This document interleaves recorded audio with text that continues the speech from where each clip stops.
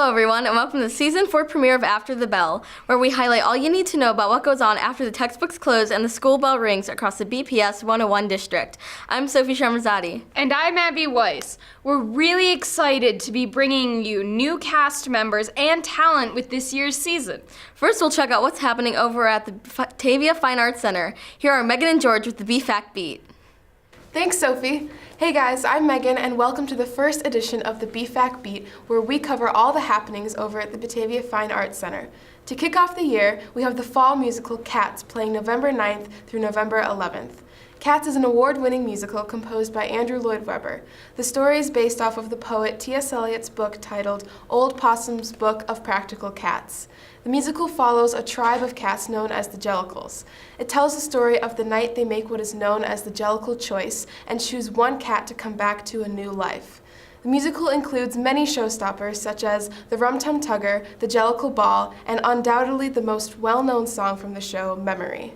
Lucky for us, we were able to talk to some of the members of the cast to get an inside look at what it takes to produce a show like this. Let's kick it to George in the field with some of the interviews. Right. Thanks, Megan. Now I'm here with many of the cast members of BHS's current production of Cats. Here first with me we have Tom Hogan. Okay. Now Tom, what role do you play in the show? I play Alonzo. Okay. What made you personally audition for the show?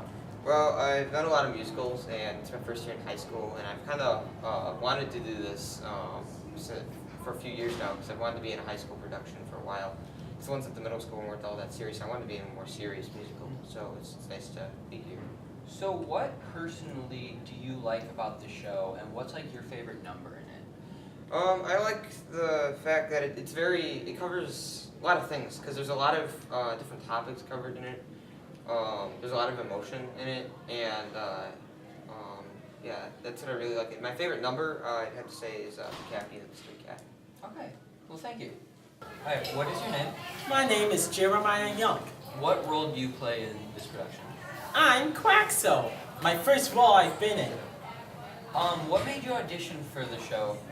Well, at the end of my freshman year in the drama ceremony, I have saw this new incoming play for this year, and so I thought I would audition for it. Okay, so why would you recommend that people come out and see the show? Well, I believe they come out and recommend to see the show is because it was canceled in a few years, but all of a sudden, it was back up on Broadway. And boy, did it make me relieved that it was part of a story of these 3 grandkids. My name is Vivian Cohen. What role do you play in the show? I play Tantamile. Okay. What personally made you audition to be in the show? Well, I've always loved singing and acting, and I've always thought about it for the future, so it just kind of was natural to audition for it. Okay. Do you think, based on your experience with this show, that you would continue to audition for VHS shows? Yes, I definitely would, because already seeing it, the quality is really great, and so I know I always want to be in these really good high quality shows. What is your name? My name is Olivia Timmons. What role do you play in VHS's production of Cats? I'm in the ensemble. What made you decide to audition for the show? I've always loved, singing and dancing and acting, and I've never really gotten into a play or musical, so I thought, especially since I'm in high school, I thought, why not try it? Okay. Would you recommend that people audition for the show? I would definitely recommend, because it's an experience that I never thought I'd get. It's brought me out of my shell so much more than I could, ever do by myself. Okay. Thank you. You're ready. Alright, so what is your name? Ava. Why did you personally audition to be in Cats? I auditioned for Cats because I like the show, it's really cool, and I like cats, cats are cool, and I've seen the show and the dancing's really fun, it looks awesome, so yeah. Based on your experience so far with this show, would you plan on auditioning for later shows? Definitely, yes. Why would you say that people should come out and see Cats? I think people should come and see Cats because it's amazing, we worked really hard and it looks great, and everybody's dancing is on point, everybody's singing is on point, it looks amazing. Alright, well thank you. Back to you, Megan. Thanks, George. Looks like it'll be a great show. Don't miss it at the Batavia Fine Arts Center November 9th through the 11th. Now to Matthew with the sports. Matthew Baines here with your report of this month's Batavia Athletics update. The Batavia Bulldogs were victorious on Friday night's homecoming game against South Elgin, winning 10-7. The Bulldogs' dominant defense showed how dominant they really are by averaging 3.6 stats a game. Coach Perrin on Friday night used a new offensive strategy by using the triple option offense.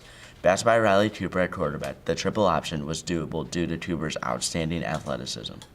The Bulldogs showed that they are one of the state's toughest teams by fighting in the pouring rain and still coming out victorious on Friday night.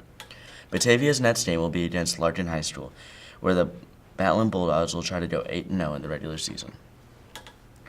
The Battling Bulldogs are on the quest for the perfect season. After winning their 7th game Friday, the Bulldogs are on to the magic number, 8.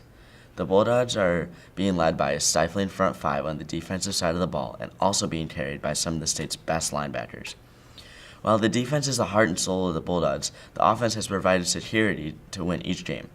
The Bulldogs, led by Coach Perrin, have showed that they are not afraid of using new offensive systems. The Bulldogs are 3/4 of the way to a perfect season. Also, the varsity golf team is competing in sectionals this week. Good luck to them. There you have it for this month's update of Batavia Bulldogs athletics. Thanks for watching, and go Bulldogs. Welcome to Bulldog Bites, where you'll learn about everything going on at BHS. First, we would like to congratulate Andrew Scott, Ava Langstaff, and Hannah Thiel for making the STEM Scholars Program. This is really an amazing program for STEM students going into science or engineering because they'll get to attend talks about all different branches of science that they might be interested in. And all of these students are also members of the Batavia Robotics Club, which is doing very well this year. Also, congratulations to Neha Rajan for winning gold at the Illinois State Science Fair for her project, The Effect of Roundup on GMO and Non-GMO Plants. And not only do we have excellent science students, but we also have a fantastic marching band, which is going to the St. Louis Regional Competition this coming up. They just won 2nd place in Class 2A at Illinois State University, as well as Best General Effect. And Sophie, this is the first time that the Batavia Marching Band has gone to the Super Regional Competition, which, in my opinion, really speaks volumes to how good our marching band is. And they've been working so hard all year in rehearsals and performing at football games. So congratulations to the Batavia Marching Band, and keep up the good work. And coming up in the community here at Batavia, Batfest and the Haunted Quarry are both coming up this October.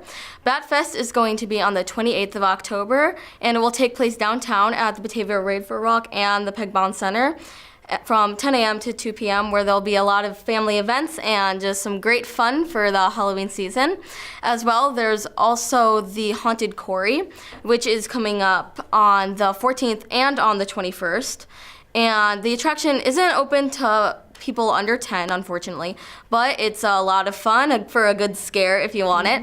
And the tickets will be $8, and just a great way to really have some Halloween spirit this season.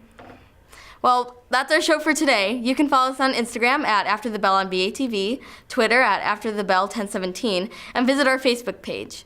Tune in next month for our next episode, or you can watch us on previous seasons on our YouTube channel, BATV 1017. Thanks for watching, and we'll have more for you next time. I'm Sophie Shamrazadi. And I'm Abby Weiss. And that's what happens after the bell.